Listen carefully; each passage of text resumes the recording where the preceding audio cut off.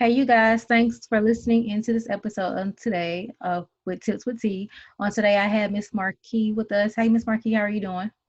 Good. How are you doing? I'm doing awesome. Very, very glad we have you on the show today. So tell us more about yourself and what you do. Yeah, so I am in digital marketing, basically. I used to work in higher education in the US, and I left because I didn't want to work in the system anymore, and just taught myself enough skills that I could live anywhere. And so, yeah, now I'm working with a few clients, one of them book retreats, who is basically what taught me yoga and meditation, what I'm here to talk about today. And then the others, including my food blog. So, yeah, I'm just online all over the world trying to spread information about yoga and meditation and healthy eating. Awesome, awesome. So can you tell us more about, I guess, how we can take care of ourselves during this time? What are some ways that we can utilize to do that? Yeah, so like we spoke about last time, I discovered yoga and meditation sort of by accident. And so that's now how I take care of myself. And I notice I can feel when I need it and when I'm not taking care of myself. Mhm. Because, yeah, I started working for a company that required us to meditate for 15 minutes at the start of every meeting. And just by doing that, I noticed that my mood was more stable and I wasn't as irritable, and things just were a lot easier for me to deal with that normally would stress me out. So that's sort of how I got into it, and that's how I developed my self-care practice since then. When I meditate, even if it's just 15 minutes once a week, I actually feel the difference. And same with yoga. I think it's just a really good practice to be able to get to know your body and stretch and kind of get the aches and pains out. And it doesn't really take that much. I think that a lot of people see stuff on like Instagram and the internet, and they think that you have to be super fit and flexible in order to do yoga. But it's really just as basic as stretching every night before you go to bed and Mhm. having some quiet time to yourself. Yeah, meditation is very important. I try to pencil in at least 30 minutes time span of slot or hour to 30 minutes or 30 minutes or hour to actually just, quiet time meditation. So I can gather my thoughts, bring it back together. That's definitely a time to basically to, you know, help you de-stress if you feel like you're in this very, very stressful state. Um, and now I even seeing how where the kids were going to school, how they are implementing like the meditation instead of giving them time out when they're um, acting out or having behaviors. They make them do meditation, and it seems to actually help the kids. So meditation is very, very important, even though a lot of people don't utilize it. But why do you feel that yoga and meditation is so important? I think mostly because it's accessible. A lot of, like, obviously, physical activity is really important to our overall mental and physical health. It's what we're designed to do as humans. But for me, I used to be a runner. I used to run so much, but now when I try to run, it's hard. It's hard to do. It's hard on the body. You have to be really fit in order to do it and enjoy it. And I think a lot of sports are like that. But with yoga, you can really adapt it to where you're at physically and how much time you are willing to put in. And you can do it right in your home. Just all you need is a flat surface, barely. Like, you can do it anywhere in any way. So that's why I think it's probably one of the better options for self-care if you're not physically active normally, or even if you are. It's just a really nice thing to do every day. Awesome. So, how can yoga and meditation help us prepare for work, enjoy work, and relieve stress after work or during work? How can that all help us? Because us with our busy lives and whether we're entrepreneurs or actually working for someone else, it can be very, very stressful. So, how can we use that to help us? Yeah, just what I would recommend, I try not to make everything too strict because then it's not fun anymore and it's not easy. Mm-hmm. So just a few times a week, there's so many great apps for free where you could have guided meditations. It's just really teaching yourself the ability to sort of step away from all your thoughts for a minute, I guess you could say. Mm-hmm. So for me, that would be my biggest advice. Yoga, I love, but if you're not into that, then I think meditation would have the biggest impact. Because then what happens is the more you do it, the better you get at sort of bringing your brain in away from all of those really stressful thoughts. Mm-hmm. And then you can even do that when you're at work. If you're really stressed or in a conversation or meeting that maybe you don't want to be in, you can sort of take a deep breath and access that place a lot more easily versus being triggered and upset, which is, I think, the default when you're overstimulated in this modern society. You just can't help but be stressed. So that, if you had to choose one thing, I would say like 3 times a week, 10 to 15 minutes meditation is powerful. Mm-hmm. So I know you say there's some free apps. So can you tell us, like offhand, what free apps some people might want to download and try? Yeah.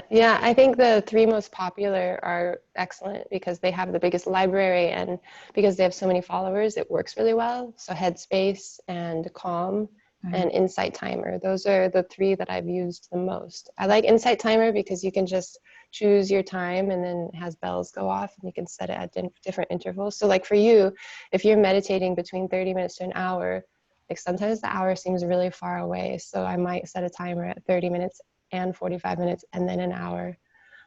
Whereas Headspace has really, I think they make it super accessible. So it's really targeted to maybe a particular feeling like anxiety Mm-hmm. or for like athletes. So they have sports focused meditations.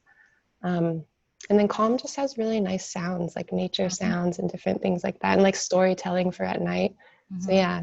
And they all have three free versions. So you could definitely try it out. Awesome, awesome. I also, when you was saying like the story times, I remember my mom. She back in the day, she had this machine, and I don't know where the machine is, but it would play like the nature music. She would play that to help us sleep. I know they do have. They used to have machines for that. I don't know whether they still have those type of machines anymore. It's been so long, years ago. But it's very crazy that now all that stuff is inside of an app. So now you can just download the Yeah. app to your phone and use it. Um, so yeah. So if you guys please check out these apps that she said. I actually tried Calm. Calm is very, very good. It's another one that my sorority sister had told me about. I cannot think of it to save my life, but it has it's a free version and it has nice sounds. But I do know like a lot of people do use Calm, so I would definitely recommend that app too as well to try. Yeah, and even if you don't want to download an app or because there are paid versions, obviously you're going to be limited in what you have access to. Mm-hmm. You could just go to YouTube. Everybody's got a guided meditation. Like I have a guided meditation, and I don't even have a YouTube channel. So anybody can find anything they want on the internet somewhere, and just shop around until you find something. Because there's a million different types of meditation, and I think that there are some more traditional types, but really modern science just kind of says 15 minutes of quiet time a day is really all you need. So the possibilities are endless, really. Mm-hmm. So what are some benefits that people have experienced while using yoga and meditation, or what you have experienced by using yoga and meditation? Yeah, I think, like I mentioned, the meditation was probably the most noticeable. Obviously, yoga feels really good for me for many reasons. Mm-hmm. Physically, it stretches me out. And I find that because I'm on my computer all day, um, I'm not moving my body. So a lot of things like my hips and spine and neck get really stiff and sore. So Mm-hmm. that's nice because then I'm not in pain. But then meditation is it's one of the direct experiences that I've had is just it makes me not as react I don't react to things in my life quite as much, and I think that's huge. If you can not be upset over something small, that can really change your life. Mm-hmm. And even like if you take a deep breath, it sort of resets. We have this thing called the vagus nerve that connects everything all in our body through our nervous system. And when you take a deep breath, it sort of resets that. And so when we're really stressed, our stress response sort of activates everything in the body. Mm-hmm. And then we can't really control it or rein it in. And that's when we start reacting to things around us. When you take a deep breath and take the time to sort of center yourself, you're resetting your nervous system in a way. So I think those are the biggest benefits that people could experience immediately if they started practicing. Awesome, awesome. So what are do you know of any yoga apps might maybe if people want to get into yoga? I know we talk about the meditation apps. So you know any yoga apps that people might want to check out if they would like to? Yeah, there's a ton. I think that if you find on YouTube, you go there and you just look around for different yoga instructors and see what you like. They likely have a yoga app. So I think it's really important that you like the yoga instructor that you are following. But for example, I work with Brett Larkin. She's a yoga instructor on YouTube and she has an app. It's called the Uplifted app. And you can follow her classes that are exclusive to the app, but she also has different like educational videos about the yoga sutras or different types of meditation. And then there's Sarah Beth Yoga, and she has a different style of teaching, which is a lot calmer and more restorative. And so her app has a lot of stuff that is specific to that. And so my recommendation is to go to YouTube and find somebody that you like and then see what their app is. Mm-hmm. Well, that's awesome. Because I know I know like a lot of people they have like different workout apps. And some of the workout apps may include yoga. Some of them does not. Some of them are just like they don't really consider yoga to be an actual workout when it actually is. Um, Yeah. so yeah, definitely I would basically like you do research, go to YouTube, see if you find an instructor, see if they have an app. Um, and do things that way. Mm-hmm. Yeah, you could, it's just such a good time to be alive as far as access to things right now because you can access basically anything you want on the internet and Mhm. then find what you like. Awesome. Awesome. Well, thank you, Miss Marquis, so much for being on the show today and sharing your tips about yoga and meditation. So, how can our listener get in contact with you if they would like? Um, and I'm going to share your social media handles. Yeah.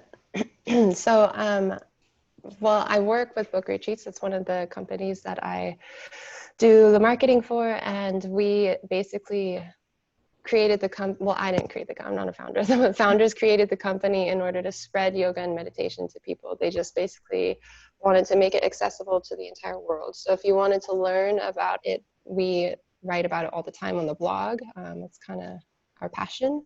And then you can look for retreats as well. And then for me, I have a food blog where I share mostly vegan food and then some yoga and meditation stuff as well. So and then, of course, my LinkedIn professionally if anybody wants to connect. Awesome. Awesome. Well, I definitely will have you back on the show so we can talk about vegan food and, maybe because I know a lot of people might be wanting to know more about it and if they would like to transition to that. Yeah, for sure. That'd be great. Awesome. All right, you guys. And if you want to get in contact with me, um, you can do so by calling me 910 317 You can contact me at my email, contact at mjfinancial.biz. You can schedule an appointment with me at on my website, www.mjfinancial.biz. You can find this episode on Anchor, you guys, and you can also find this episode of the video on the YouTube channel for M&J Financial Management. So thank you once again, Ms. Marquis, for being on the show. I highly appreciate you being here today. Thank you for having me. And all right, you guys, we will see you on the next episode of Tips with T.